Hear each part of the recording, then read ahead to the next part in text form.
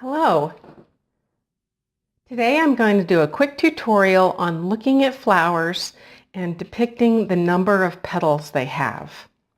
The number of petals in a flower is very important to know because it's quite indicative of the family of flower.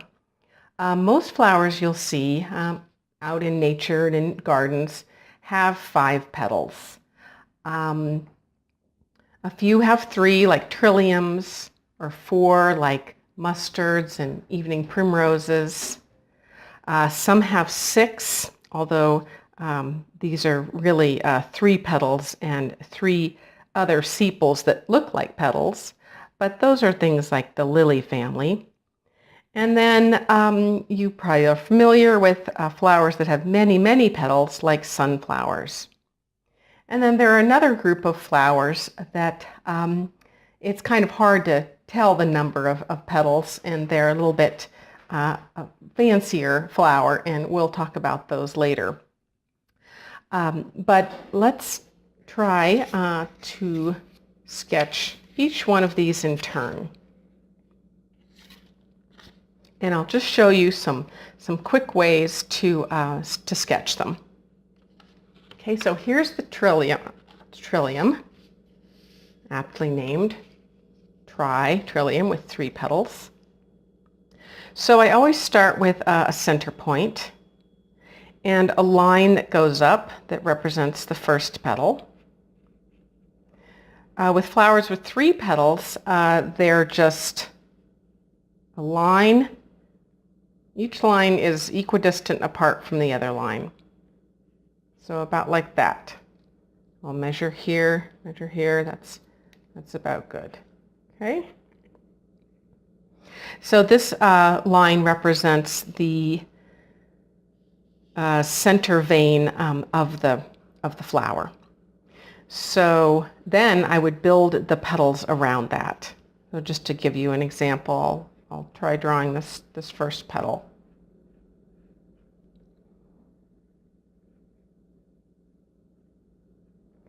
And it helps to draw the shape of the petal by looking at the negative shapes between the petals. And you'll notice that this is a very narrow shape here. So these petals kind of flare out and then go straight in almost. So the second petal would thus go like that, the third petal like that. Okay, so that's a quick demo on how to do a flower with 3 petals. Moving on to a flower with 4 petals, that's a little easier in that you just find your center point and you can just make a cross.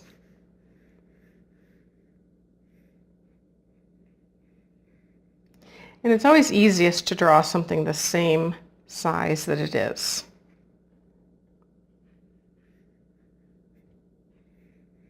There we go.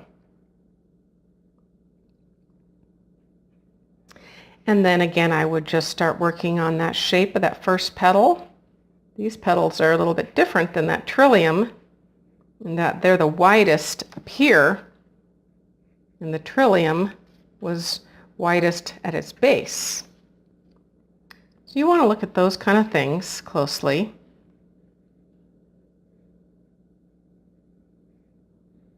Okay, so that's a flower with 4 petals. Moving on to a flower with 5 petals. Again, I would start with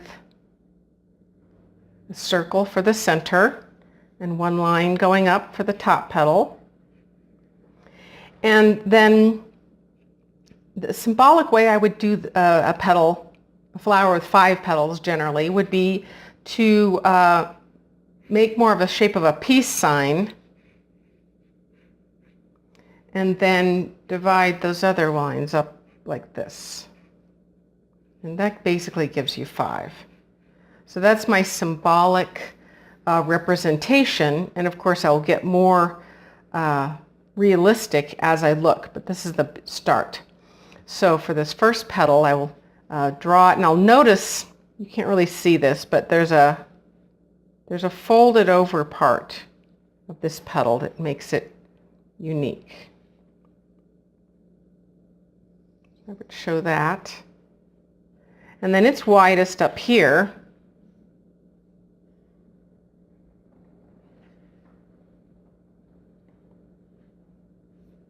Okay, so that's a flower with 5 petals. Here's our lily with 6 petals. And again, I will start with the center point.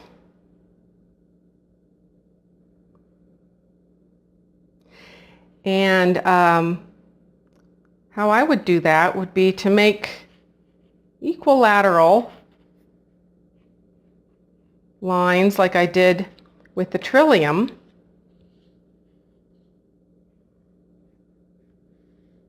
And then just divide each of those up.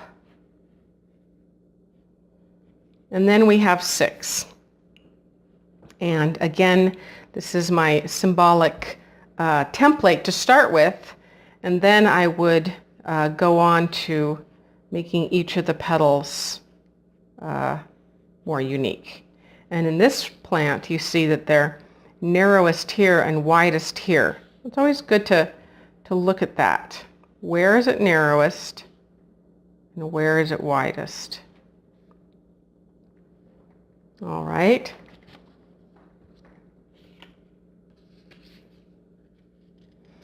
So sunflowers have many petals, and the way I would depict that would be to start with the center and then make this circle for the central area around that.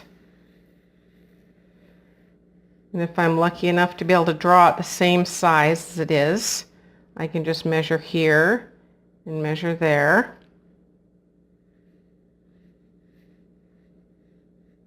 And then for the length of my petal, my first petal, about like that.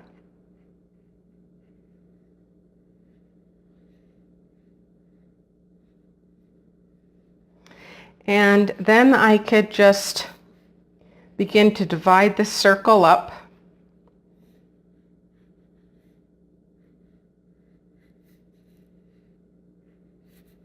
So there are equal number of petals all around. It doesn't have to be exact.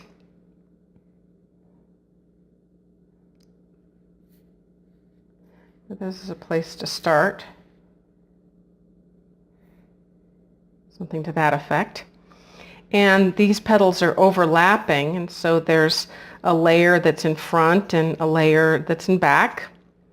And so I would just start again with this one petal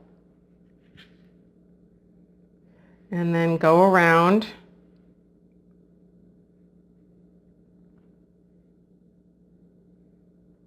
and see that some are behind.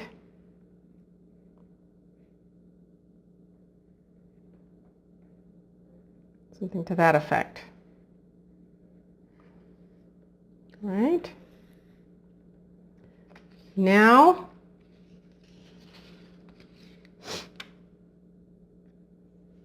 the last kind of flower is this bilaterally symmetrical flower. All of the other flowers we've seen are what we call radially symmetrical, where you could kind of cut them in any direction and they'd be equal. In bilaterally symmetrical flower, you can only divide it in one direction and have it be equal, mirror images.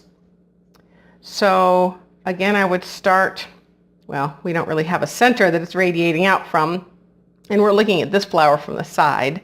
But at any rate, I would start with a stem and just a line that represents the central part. And I would just draw one side and then draw its mirror image. And again, I would sort of start symbolically with this heart shape. These are called bleeding hearts.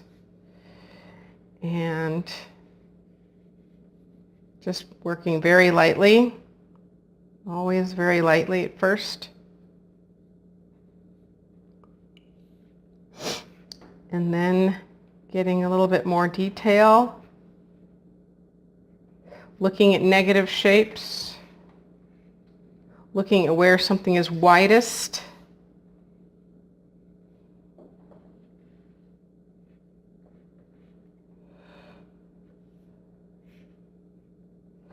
Double checking, I just like to do that with my pencil. Looking at this negative shape and that negative shape.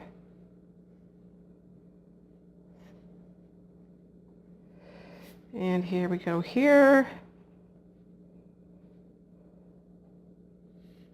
All right, so there we have that.